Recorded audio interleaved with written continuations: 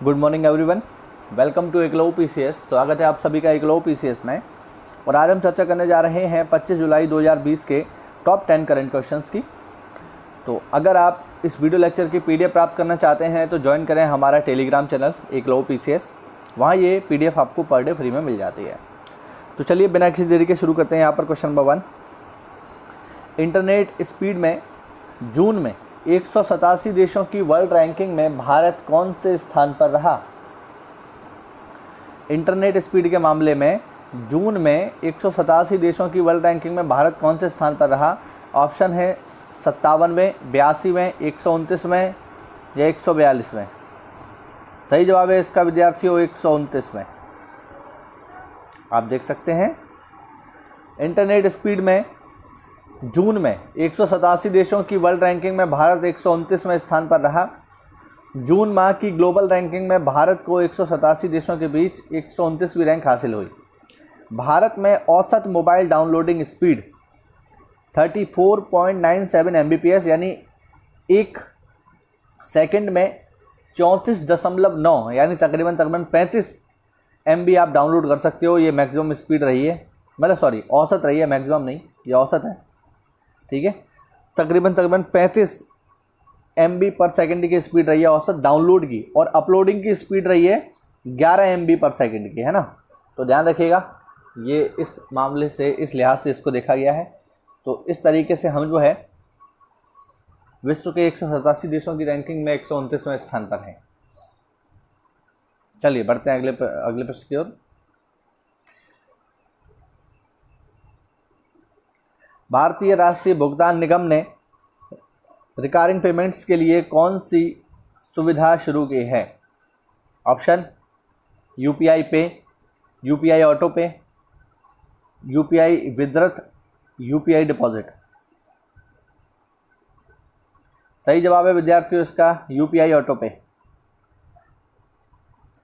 भारतीय राष्ट्रीय भुगतान निगम यानी NPCI ने रिकरिंग पेमेंट्स के लिए UPI ऑटो पे सर्विस की शुरुआत की है, जिससे UPI उपयोग करने वाला यूज़र मोबाइल बिल, बिजली बिल, EMI भुगतान, एंटरटेनमेंट, OTT सब्सक्रिप्शन जैसे भुगतान किसी भी UPI ऐप के जरिए कर सकेगा। तो ये एक अच्छी बात है, घर बैठे ही आप ये सारे के सारे पेमेंट कर पाएंगे। वैसे तो अभी भी हम लोग कर ही रहे हैं। आगे देखते हैं। सरकार ने आर्मी में महिलाओं को बराबरी का हक देने के उद्देश्य से थल सेना की सभी कितनी स्ट्रीम्स में स्थायी कमीशन देने की बात की है? ऑप्शन 3 स्ट्रीम में, 5 स्ट्रीम में, 10 स्ट्रीम में या 17 स्ट्रीम में। सही जवाब है इसका 10 स्ट्रीम में। भारत सरकार ने आर्मी में महिलाओं को बराबरी का हक देने के उद्देश्य से थल सेना में सभी 10 स्ट्रीम में स्थायी कमीशन देने का आदेश दिया है। ये सभी 10 stream army air defence, signal, engineer, army aviation, education Corp, army service Corp, intelligence, जज, एडवोकेट जनरल और अन्य हैं। यानी इन सभी डिपार्टमेंट्स में अब महिलाओं की नियुक्ति की जा सकेगी।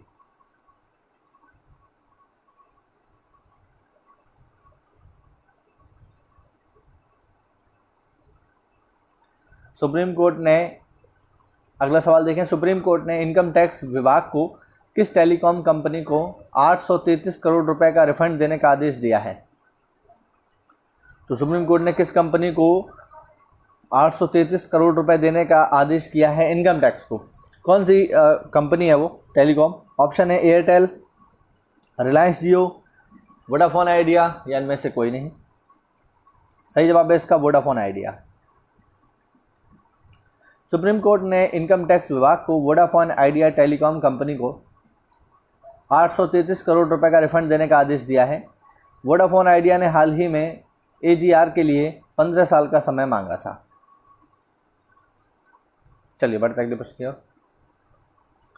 निम्न में से किस देश ने फ्रंट लाइन वॉरियर के तौर पर कार्य करने वाले भारतीय मूल के नर्स को राष्ट्रपति पुरस्कार से सम्मानित किया है? Option America, Singapore, Australia, Japan. सही जवाब है सिंगापुर।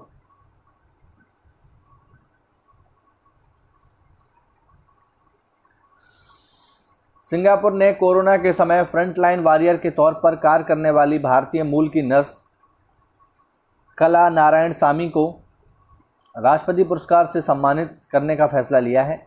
वे उन 5 नर्सों में शामिल हैं जिन्हें इस पुरस्कार से सम्मानित किया जाएगा।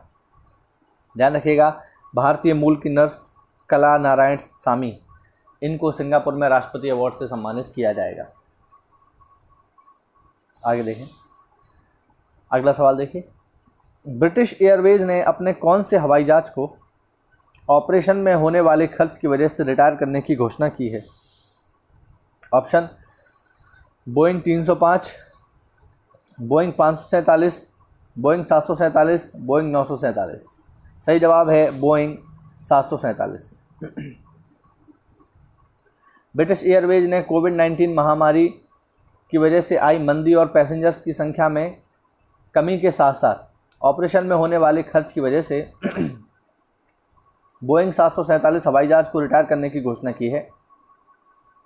एक रिपोर्ट के अनुसार कार्गो विमान के बीच 747 की मांग अभी भी सबसे ज़्यादा है। तो कार्गो के लिए इसका इस्तेमाल किया जा रहा है, पैसेंजर ट्रैवल के लिए ये जो है बंद कर दिए गए हैं। आगे देखिए ज़रा। जापान ने किस देश में कारोबार कर रही 57 जापानी कंपनियों को वापस बुलाने की घोषणा की है? ऑप्शन उत्तरी कोरिया, रूस, चीन या अमेरिका। सही जवाब है इसका विद्यार्थियों चीन। देखिए, चीन के साथ अभी काफ़ी ज़्यादा क्राइसिस चल रहा है। कल ही की न्यूज़ है, परसों की न्यूज़ है कि अमेरिका ने ये आदेश दिया कि ह्यूस्टन में जो आपका जो दूतावास है उसको आप बंद कीजिए, जो चाइनीज़ काउंसलेट है उसको बंद कीजिए। इसके बदले में कल चीन ने कार्रवाई करते हुए अमेरिका के एक दूतावास को बंद कराने का फैसला किया, एक काउंसलेट को बंद कराने का आदेश दिया अमेरिका को। अब यहाँ पर आप देख ही रहे हो कि अमेरिका और चाइना के बीच ये सारी तनातनी चल रही है। टिकटॉक का मैटर सब लोगों को पता ही है, भारत ने बैन कर दिया टिकटॉक, पाकिस्तान ने बैन कर दिया, अमेरिका ने बैन कर दिया, ऑस्ट्रेलिया बैन करने जा रहा है। तो बड़े पैमाने पर ये जो है सारी चीज़ें चल रही हैं। और अब जापान ने ये फैसला लिया है कि 57 जापानी कंपनियों को हम वापस बुला रहे हैं चीन से।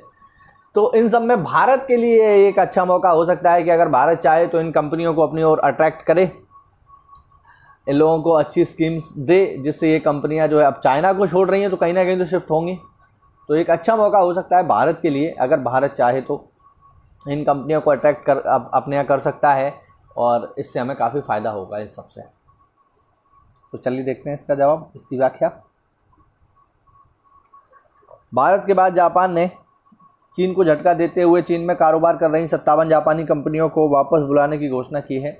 जापान की सरकार ने कहा है कि प्रक्रिया में होने वाला सारा खर्च सरकार देगी, जबकि पहले ही भारत ने 59 चाइनीज़ ऐप को जो है बैन कर रखा है। तो यहाँ पर जो है पूरी दुनिया में वर्ल्ड वाइड जो है चीन के खिलाफ सेंटिमेंट्स बन रहे हैं, चीन की नीतियों के खिलाफ सेंटिमेंट्स बन रहे हैं। तो ये एक मुश्किल समय होने वाला है आने वाले टाइम में चीन के लिए। चलिए आगे देखें। 23 जुलाई को विश्व भर में कौन सा दिवस मनाया जाता है? ऑप्शन राष्ट्रीय प्रसारण दिवस, राष्ट्रीय दूरदर्शन दिवस, राष्ट्रीय विज्ञान दिवस, राष्ट्रीय डाक दिवस। सही जवाब राष्ट्रीय प्रसारण दिवस। 23 जुलाई को पूरे भारत में राष्ट्रीय प्रसारण दिवस मनाया जाता है। आज के दिन वर्ष 1927 में इंडियन प्रसारण कंपनी ने मुंबई स्टेशन से रेडियो प्रसारण की शुरुआत की थी, जिसे ऑल इंडिया रेडियो के नाम से जानते हैं। तो 23 जुलाई को हम लोग मनाते हैं राष्ट्रीय प्रसारण दिवस। चलिए आगे देखें। NIRF रैंकिंग में चंडीगढ़ इंजीनियरिंग कॉलेज CDC लाउंडरों ने पंजाब में कौन सा स्थान हासिल किया है? तो ये इसका सही जवाब है पहला, बाकी इतना महत्वपूर्ण नहीं, आप इसे छोड़ सकते हो। आगे देखें अंतिम प्रश्न। कौन सी महासभा पहली बार वर्चुअल रूप से आयोजित की जा रही है? ऑप्शन संयुक्त राष्ट्र महासभा, विश्व स्वास्थ्य संगठन, आसियान महासभा, इनमें से कोई नहीं। सही जवाब है इसका संयुक्त राष्ट्र महासभा, यूनाइटेड नेशन जनरल असेंबली इस बार जो है वर्चुअली आयोजित की जा रही है। आप देख सकते हो यहाँ पे 75वीं संयुक्त राष्ट्र महासभा अपने इतिहास में पहली बार वर्चुअली आयोजित की जाएगी। इस वर्ष विश्व नेताओं के पूर्व रिकॉर्ड किए गए बयानों को भी प्रसारित किया जाएगा। संयुक्त राष्ट्र संघ का मुख्यालय न्यूयॉर्क में है तथा इसके 193 देश सदस्य हैं।